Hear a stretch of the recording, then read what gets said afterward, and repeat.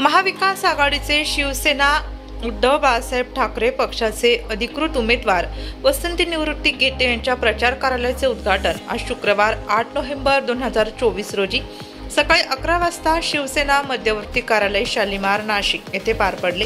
यावेळी वसंत गीते यांनी मतदारांना परिवर्तन पाहिजे असून आपण विकासाला प्राधान्य देणार असल्याचं सांगितलं। चालू राहील मध्यवर्ती ठिकाणी कार्यालय आहे आणि जे पक्षाचं काम 20 तारखेपर्यंत आहे ते संपूर्ण या कार्यालयातून चालू राहील आणि मला असं वाटतं मध्य नाशिकमध्ये शोभाताई असो, मी असो, विनायक पांडे असो, यतीन वाघ असो, आम्ही सर्वांनी या ठिकाणी कामं केली। माझी महापौर म्हणून आम्ही कामं केली आणि या शहरामध्ये आमची नवी काही ओळख नाही। आम्ही एमडीला काही प्रोत्साहन दिले नाही, आम्ही चरस गांजाला काही प्रोत्साहन दिले नाही, आम्ही गुन्हेगारीला कधी प्रोत्साहन दिलेलं नाही आणि म्हणून विकासाला प्रोत्साहन दिलेले आहे आणि म्हणून लोक आमच्याबरोबर राहतील। कास्ट फॅक्टर हा आमच्याकडे नाही आहे, ज्यांनी निर्माण केला त्यांनाच गाडलं जाईल असं मला वाटतं। तुम्ही आता फिरत आहात मतदारांनी एवढं सांगितलं की आपल्याला परिवर्तन पाहिजे आहे आणि परिवर्तन खासदार शोभा बच्छाव यांनी सांगितलं। यांनी वसंत गीते यांना त्यांच्या कामाची पावती म्हणून नक्कीच मतदार निवडून देतील असा विश्वास व्यक्त केला।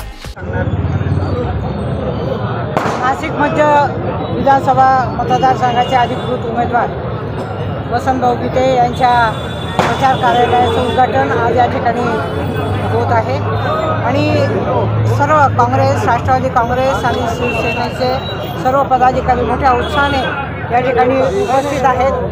मला निश्चितपणे खात्री आहे की वसंतभाऊ हे महाविकास आघाडीचे उमेदवार आहेत। त्यांनी यापूर्वी महापौर म्हणून काम केलेलं आहे, त्याचप्रमाणे आमदार म्हणून काम केलेलं आहे। या नाशिक शहराची त्या ठिकाणी केलेलं आहे आणि त्यांच्या कामाची पावती म्हणून नाशिक मध्यमधील सर्व मतदार बंधू भगिनी त्यांना प्रचंड मताधिक्याने निवडून येतील। माझी या ठिकाणी सर्व मतदार बंधू भगिनींना आपल्या माध्यमातून विनंती आहे की वसंतभाऊंच्या मशाल चिन्हासमोरील बटन दाबून त्यांना प्रचंड मताधिक्याने निवडून। आपण देखील या प्रचार कार्यालयाच्या उद्घाटन कार्यक्रमाप्रसंगी महाविकास आघाडीचे पदाधिकारी कार्यकर्ते मोठ्या संख्येने उपस्थित होते। वृत्तसंकलन विभाग, नाशिक लोकशाही न्यूज, नाशिक।